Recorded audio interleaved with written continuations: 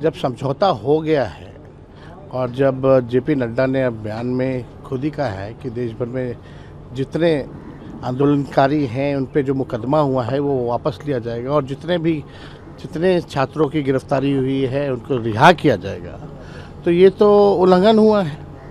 और ये स्पष्ट है कि जब देश के किसी भी राज्य में, यहाँ तक दिल्ली में भी जो है AK-47 गोलियां नहीं चलाई गई हैं, तो बिहार राज्य में किसके आदेश से AK-47 जो है गोलियां जो है चलाई गई हैं। और गोलियों का अगर आप वो फुटेज अगर आप देखें तो कोई हवाई फायरिंग नहीं की गई है, निशाना लगा करके फायरिंग किया गया है और 3 छात्र जो हैं उनको गोलियां लगी हैं। कल हम खुद स्वयं उन तीनों छात्रों से जो है हम मुलाकात भी करके आए हैं। लेकिन ये तो दिखावटी कार्रवाई है। कोई सिपाही पे कार्रवाई करना ये अलग विषय है, लेकिन किसके आदेश से कार्रवाई हुई है? क्या SP पे कार्रवाई हुई है? जो बिहार के गृह मंत्री हैं यानी जो मुख्यमंत्री हैं, क्या उनका आदेश था?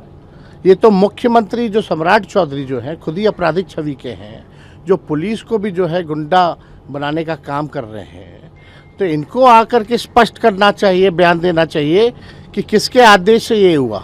और हम तो इसकी न्यायिक जांच की मांग करते हैं और अविलंब जो समझौता जब हो गया तो बिहार में या कई अनेक राज्यों में जो है गिरफ्तारियां अभी भी हैं।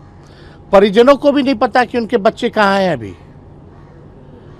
निर्दोष लोगों को भी उठा करके जो है जेल में डाला जा रहा है।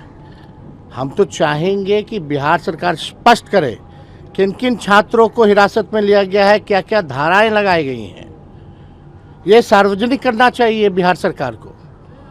और अगर आज शाम तक जो है अगर ये लोग वापस नहीं लेते हैं मुकदमे और रिहा नहीं करते हैं छात्रों को, तो हम लोग जो है बड़ा आंदोलन हम लोग करने का काम करेंगे। लेकिन आप देखिएगा देश में एक से एक बड़े बड़े आंदोलन हुए हैं, लेकिन आज तक AK-47 गोलियां जो है नहीं चलाई गई। कल को जिस प्रकार से किसानों को ये NDA सरकार ने ठगने का काम किया, आज छात्रों को जो है ये ठगने का काम कर रहे हैं। तो इन पे कोई विश्वास नहीं कर रहा कि समझौता के बाद भी अगर इस तरह का बर्ताव हो रहा है, गोलियां चलाई जा रही हैं, हिरासत में लिया जा रहा है, तो ये तो लोगों को ठगने की बात है। लोग अपने अधिकार के लिए आ रहे हैं।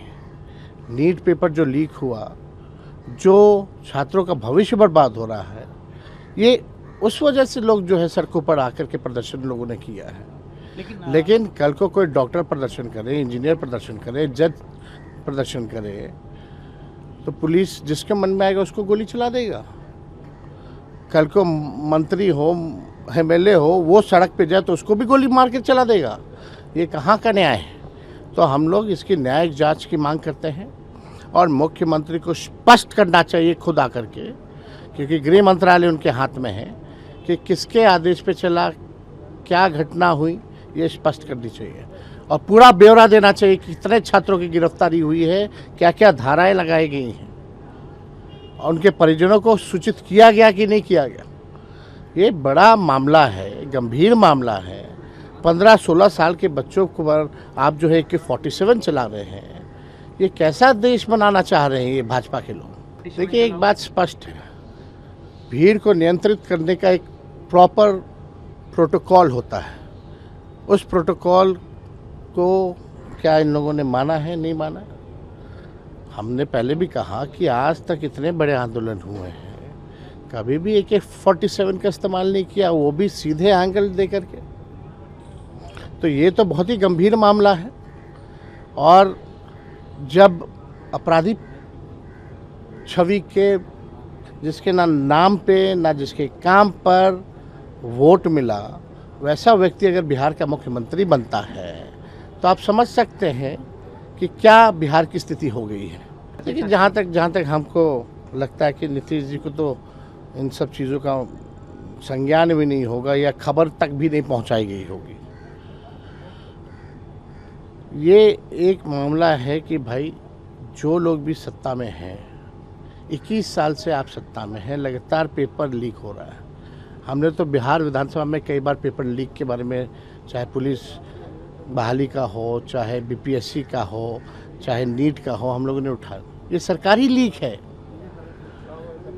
जो अपराधी हैं उन पे कार्रवाई नहीं की जाती, जो भ्रष्टाचारी हैं रिशु जैसे और कई एक अधिकारी जो रिटायर्ड बन करके बैठे हैं, जो बिहार चलाने का काम कर रहे हैं, उन भ्रष्टाचारियों पे कार्रवाई नहीं होती। जो निर्दोष 15-16 साल के जो छात्र हैं उस पर आप AK-47 चला रहे हैं, ये हम लोग सहने वाले नहीं हैं। इसलिए हमने कल भी आते ही ये बात कही कि अगर ये लोग न्याय नहीं करेंगे, अगर ये लोग अपने वचन पर कायम नहीं रहेंगे, जो इन लोगों ने दिल्ली में बैठ करके कमिटमेंट किया कि भाई रिहा किया जाएगा छात्रों को और FIR जितने हैं मुकदमे वो वापस लिए जाएंगे, नहीं तो बड़ा आंदोलन बिहार की धरती से होगा। बांकीपुर में आज आप जा रहे हैं रोड शो करने, क्या लग रहा है? जिस तरीके से आरोप लग रहे हैं कि जीविका दीदी फिर से काम कर रही है, मतलब अपोजिशंस लगा रहे हैं, आज आप भी जा रहे हैं। देखिए आप जान ही रहे हैं, तो टूल बना दिया गया है। इसमें तो बिहार सरकार को स्पष्ट करना चाहिए, जो अधिकारी हैं इलेक्शन कमीशन के जो लोग हैं उनको स्पष्ट करना चाहिए किस आधार पे किया जा रहा है। तो ये लोग तो ठगने का काम कर रहे हैं। लोगों को 2 लाख का वादा किया गया था, 2 करोड़ महिलाओं को 10-10 हज़ार रुपये चुनाव के समय दिया गया था, लेकिन अब जो है पेंशन देने के लायक कर्मचारियों को पैसा नहीं है।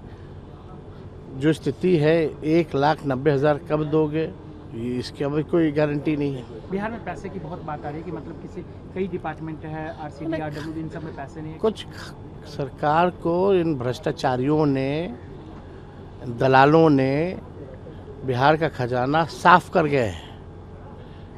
कई भ्रष्टाचारी जो रिटायर्ड अधिकारी हैं, जो गैंग है उनका, और जो संरक्षण देने वाले जो मंत्री हैं, ये सब लोगों ने बर्बाद कर दिया बिहार को। अगर आप ये वीडियो YouTube पर देख रहे हैं तो हमारे चैनल को सब्सक्राइब कर बेल आइकन दबाएं, और Facebook पर देख रहे हैं तो हमारे पेज को लाइक करें।